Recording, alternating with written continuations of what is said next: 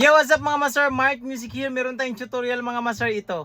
Yan, nagla-live kasi ako kanina mga master. Yan, sabi ng ating ka-master is tutorial daw kung paano yung tapping. Di po ako professional na gitarista. Nagtuturo lang po ako base sa sarili kong research, experience, at nasa sa inyo na yan kung susundin nyo to o hindi ang may tinuturo ko. Let's go! Bago ang lahat, shoutout pala sa Jolly Music, J-Crop, Guitars, Guitar Pusher, Perfect Tone, keys, strings from Montansis Guitar Wiring, at yung ating pickup from Musico. Yan yung ating naka-install dito sa ating gitara. J-Crop Guitar, yan. Telecaster Classic. Bago ka mag-proceed dito sa tutorial na ito mga master, make sure na alam mo yung skala or meron ka nang alam dito sa fretboard para matutunan mo to.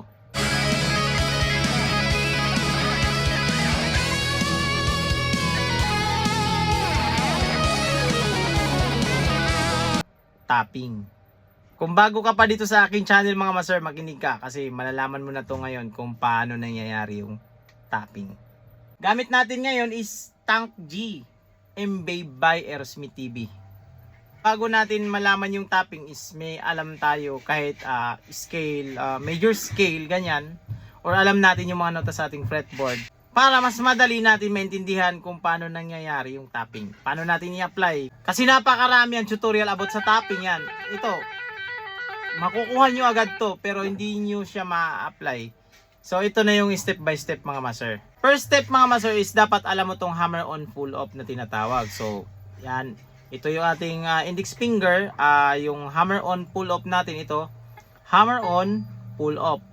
Then dito sa tapping mga master is meron tong trick na pag pinupull off mo siya is ipa-pluck mo yung string ganyan. Yan. Yan. Hindi lang yung hinahawakan ganun, bitaw ganun, ganyan. Kasi ang goal natin dito is mapapatunog natin muna ito yung string kahit hindi pa natin ginagamit yung ating isang daliri pang tapping natin. So ito siya. Yan. Exercises nito meron tayong hammer on din pull off natin na may pluck. Yan, pina-pluck natin mismo yung string. Ito naka-steady lang ito, yung index natin. Yan. Tapos ring finger naman, pinky, yan.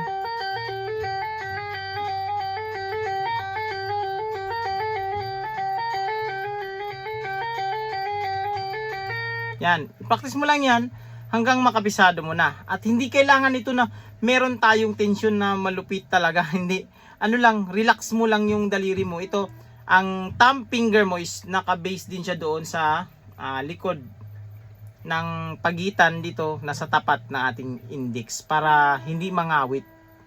Yan, parang pinipinch ba natin siya. Yung puwersa natin is hindi yung dumidiin tayo sa fret, kundi pinipinch natin sila. Yan.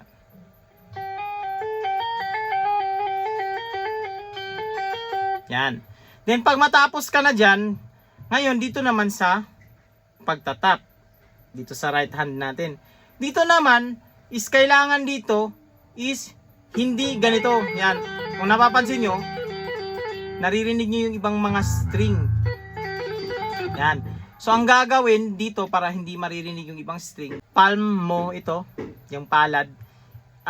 Lapatan mo lang yung ibang string yan. Tapos iwasan mo lang ito yung first string or yung itatap mo na magri-ring siya. So ganito na siya. Mute. Yan. Lapatan mo. Then leave mo lang yung first string kasi yan yung ating papatunugin. So ganito na siya. At dito naman sa tapping mga master, ganun din. Yung puwersa nito is hindi yung dinidiin-diin yan. Diin tapos angat, diin, angat. Hindi. Ganun din siya. Same lang din siya dito kanina sa ating kaninang hammer on pull off na meron ding pluck na maliit. Ganito rin siya. Tap, tapos pluck na may maliit. Yan. Maliit. Yan. Pina-pluck mo siya. Ganon.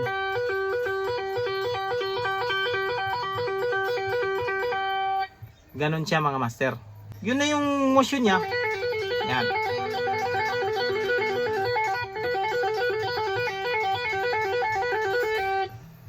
At ngayon, papasok na tayo na kailangan nasa scale din yung ating pluck. Kasi pag wala din sa scale, hindi rin natin siya ma-apply ng maayos.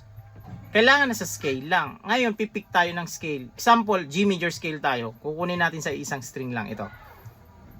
Ito yung G major scale natin. Meron tayong G, A, B, C, D, E, F sharp, G. Yan yung sinabi ko rin kanina na kailangan alam mo rin yung fretboard mo para mahanap mo itong mga nota na to sa scale. Take note dyan mga maser ha.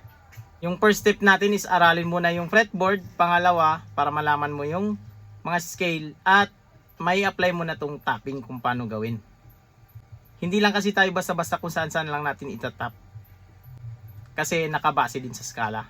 So ulitin ko yung ating G. Meron tayong 3rd fret, 5th fret, 7th fret, 8th fret, 10th fret, 12th fret, 14th fret, at 15th fret. G, A, B, C, D, E, F sharp, G, octave.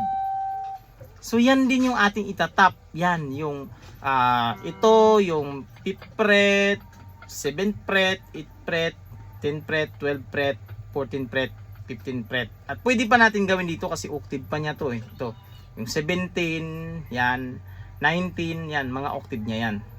So ito lang tayo, focus lang tayo dito sa isang octave. Yan, isang octave lang.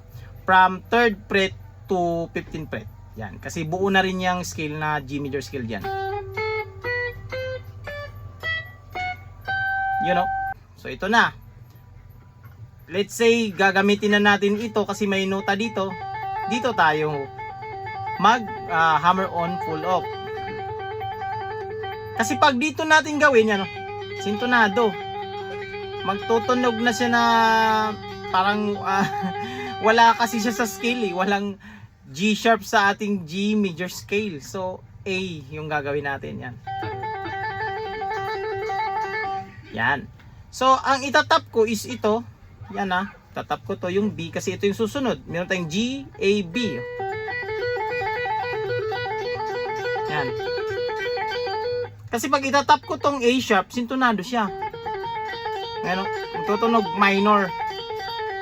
So ganun siya. Ito na yung mga master, tingnan nyo. B, yung tinap. Then C, D, E,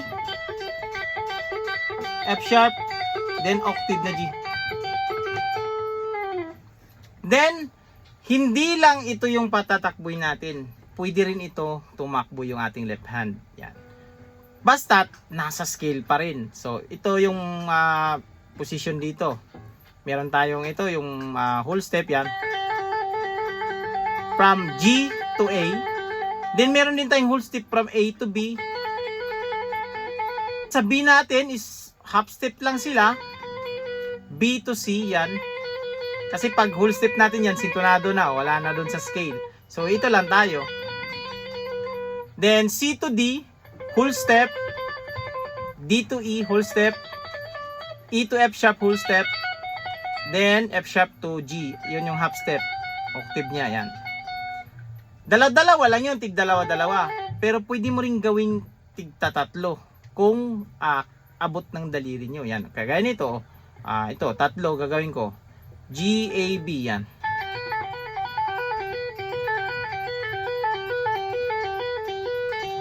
Tapos usod ko dito.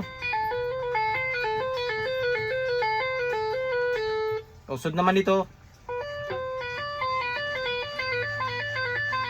Yan. Depende sa'yo kung kaya ng daliri nyo. Pero suggest ko sa inyo is dito lang muna kayo sa yan. Tag dalawa, isa, yan.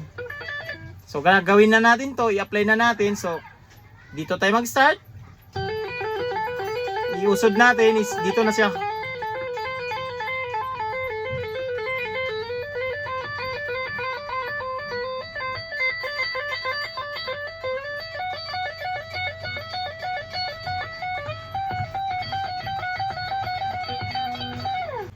G, A, B.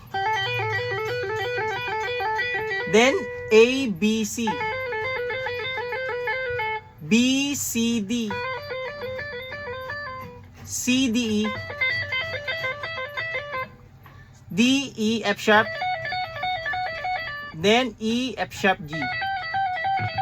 Yan. So, ito naman, depende sa'yo kung anong gusto mo. Patakbuhin yung right hand, yung pang tapping natin, or ito yung left hand. Yan, depende na yan sa'yo kung anong gusto mong kombinasyon. Ito na siya, oh. Example, patakbuhin ko yung pang tap ko, itong right hand.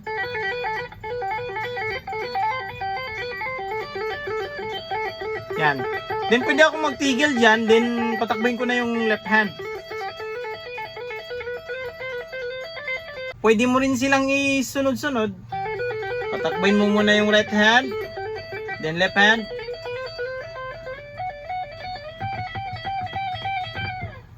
Yun siya mga master. Ngayon, paano naman natin i-apply? Ito na. Meron tayong G, D, E minor at C na chord progression. So, yung scale natin dyan is G major scale. Yan. So, ito. Gagawin natin tong scale natin, G major scale. So, meron tayong G, A, B, C, D, E, F sharp, G. Yan.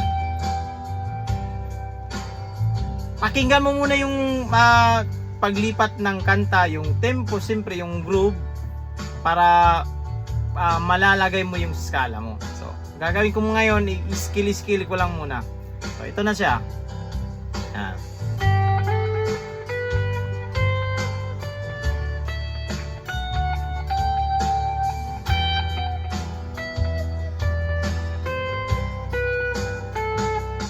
So, ito na gagawin natin. I-apply na natin. Pwedeng right hand yung patakboy natin.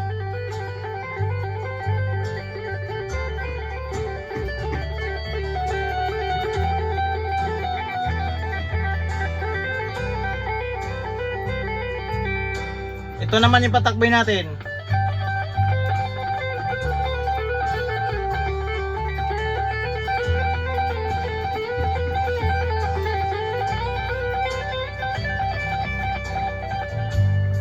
Yun siya mga master. Basic lang ito mga master. Isang string lang tayo. Pero yan. Kaya nga sinabi ko, alamin mo yung fretboard mo para mapatakbo mo to sa pagdagdagan mo ng ibang mga strings. Ganun siya mga master. Kaya nito. Kasi pag alam mo yung mga nota sa fretboard mo, yung G na ito. Ma-extend mo siya kasi meron din siya dun sa ibang mga strings natin. Kasi magagawa mo na i-distribute sa ibang mga strings kung mahanap mo na yung nota.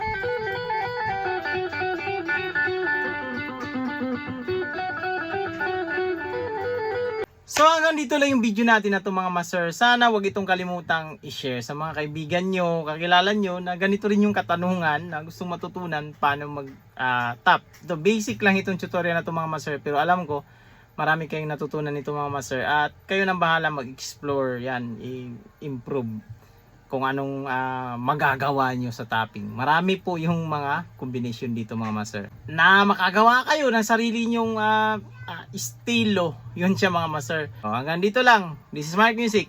God bless you all. Peace out.